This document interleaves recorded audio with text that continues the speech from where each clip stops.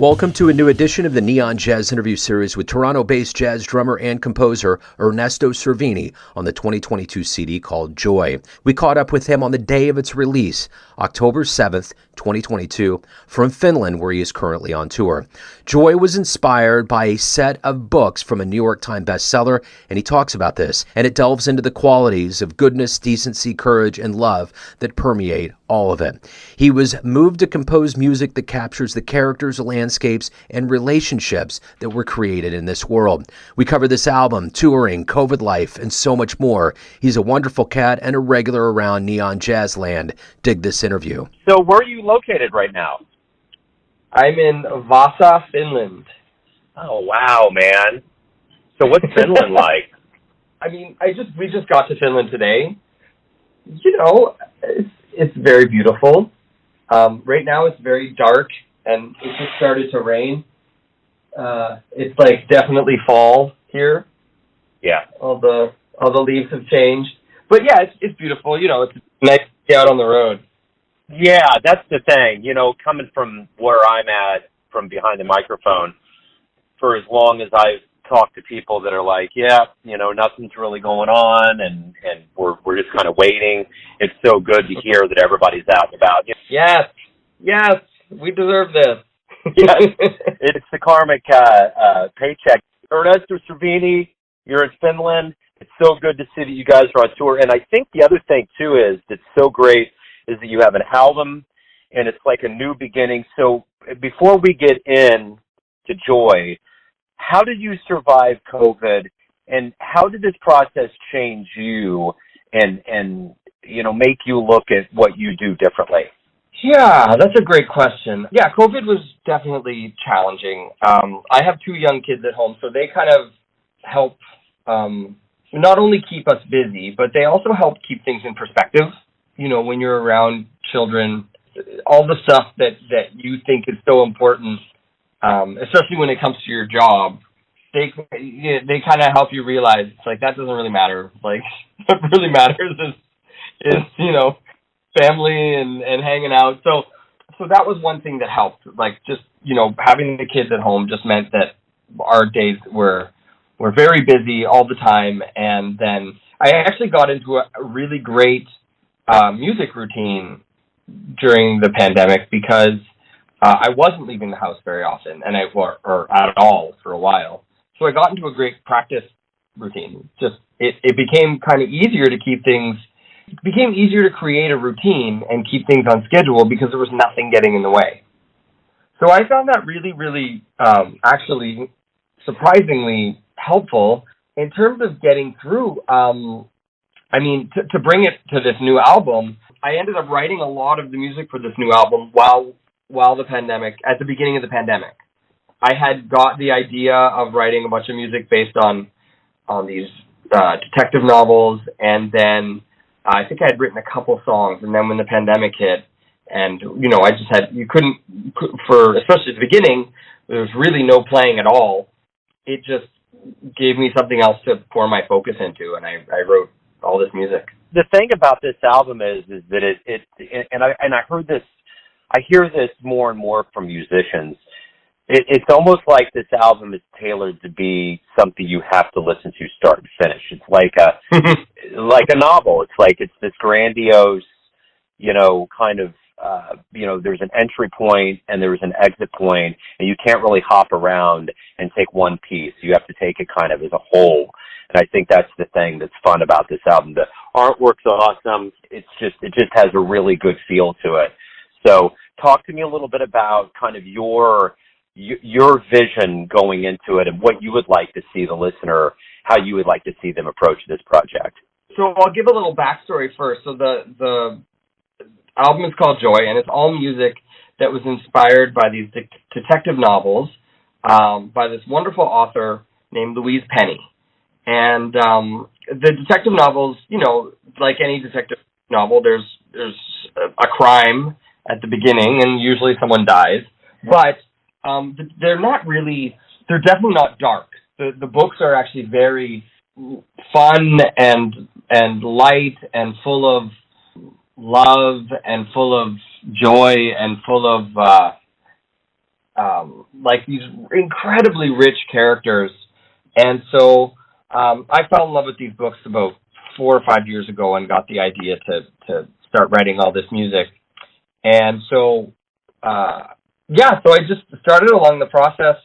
And, one of the things that I wanted to make sure when I made this album is that although the songs are all inspired by these books, I wanted to make sure that I didn't alienate people who hadn't read the books. It was important to me that the music could stand on its own, whether whether you have that background knowledge or not.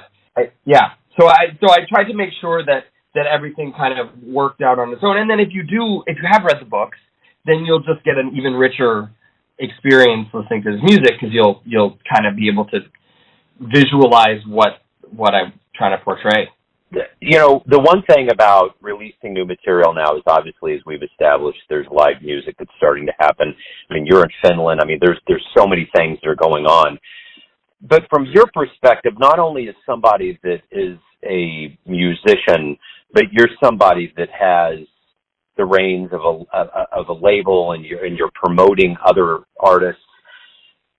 What did COVID, now that we're kind of coming out of this, how do you see this period of COVID and slowing down and musicians getting extra production skills and kind of looking within? How do you see that strengthening the jazz community? And as I mentioned at Kansas City, there's a free series to kind of help people come back into a live environment. But from your perspective in Toronto, obviously you're international touring now. What do you see the strength and the rebuilding of the jazz community kind of materializing and taking hold? Well, there's a couple things there, and hopefully I can remember both of my thoughts. We'll see. I'm working on very little sleep over the past couple of days, so if I go off the track, I apologize. All good. So I see that as, I see two parts of it. I think as musicians, we realized just how much we love what we do, and so it kind of really strengthened people's, commitment to this. And then you're right, it also reminded people to just sharpen up their skills on all the other parts of music, because to be a professional musician, it's not just about being a good player. You have to, as you were saying, people got into production, or,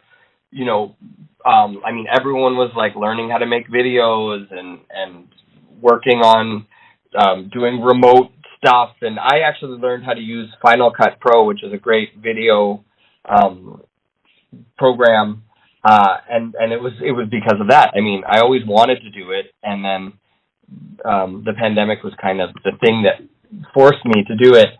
But then I also think I've noticed even in Toronto, there's a huge appetite for live music again. I don't think it's a coincidence that the last time there was a worldwide pandemic, it was followed by the Roaring 20s. And so it kind of was, it was almost exactly 100 years ago.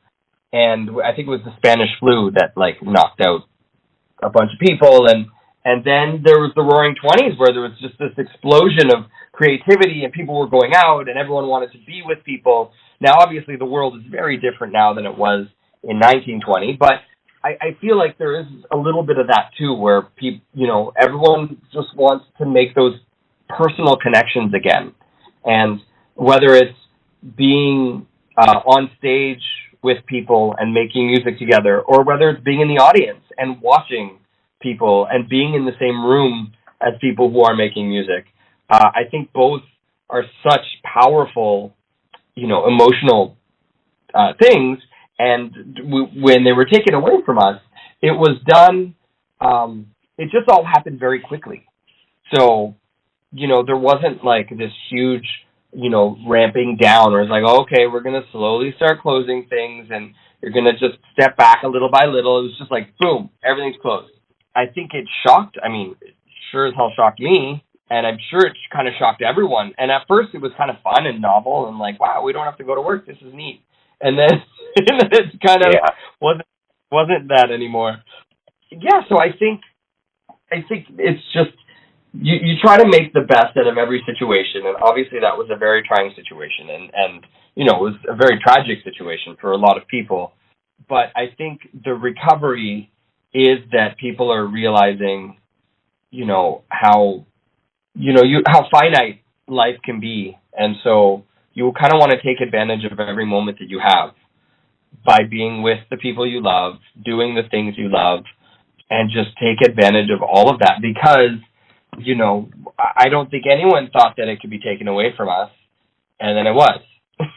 So yeah, now it's like, okay, I'm gonna make sure I go out, or you think of all the jazz greats that passed away in the past three years.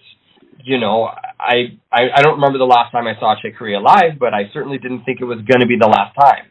And so I think it also has made people realize, you got to take advantage of what you can do today, because who knows what tomorrow is going to look like.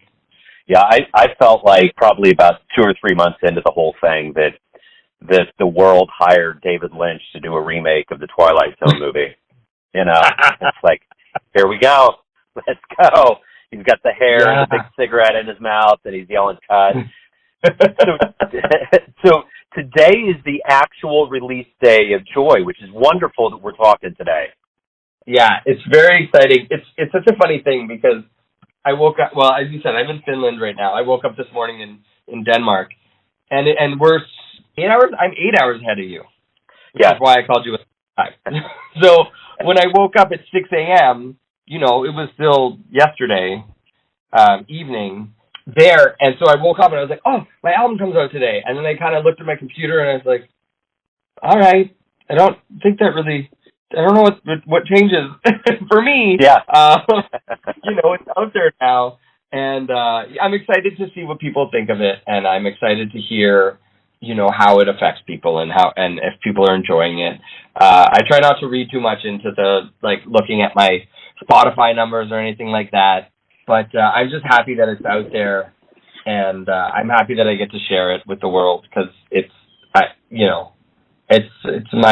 baby. I'm really proud of it. It's a wonderful album. It plays like a novel. It really does, and it has that feeling where you want to go cover to cover instead of hopping around. I mean, we're in that realm of instant access to everything, but I really believe that the beauty of this is that it really does kind of play out like a novel. So, Ernesto, you always put out wonderful material. You're always making the jazz world a better place to live in, so it's great to catch up with you actually on this day. And we tend to be regular about our correspondence with albums and all of that, so it's cool that you're in Finland. And I always love talking to people that are ahead of me, because I love the future, so I get a little peek into things. so well, absolutely. Good luck in the playoffs. Good luck with the album. Before we get off, let's get to the good business. Tell everybody the best, most ideal place to either buy the album, to stream it, and anything related to your tour and anything going on with you and the band. Well, I would say the best place to get the album would be on Bandcamp, especially today, because today is Bandcamp Friday, where they don't take a cut. So if you want to check it out, you can stream it there, you can listen to it there, and then if you like it, you can buy it there. You can buy physical, and you can buy digital on Bandcamp. It's just ernestocervini.bandcamp.com, and that's absolutely the best way to support any musician. But you can also find it on all the streaming sites. It's all there now. I'm out on tour with the Joel Fromm Trio, and we just started a 2-week tour, so that's going to be super fun. And hopefully we did a tour of California in the summer, so hopefully we can do another U.S. tour soon. Ernesto, have a great tour, man. It's great to catch up with you, and hopefully we'll have a good tale to tell about the Blue Jays this year. Oh, I sure hope so. Well, we'll keep in touch for sure. Thanks for listening and tuning in to another Neon Jazz interview, where we give you a bit of insight into the finest players in Toronto, Kansas City, and spots all over the world, giving fans all that jazz. Thanks to Ernesto for always being very cool about what he does and the music. If you want to hear more interviews, go to Famous Interviews with Joe Domino in the iTunes Store. Visit neonjazz at youtube.com. And for everything Neon Jazz, go to the neonjazz.blogspot.com. Until next time, enjoy the jazz, my friends.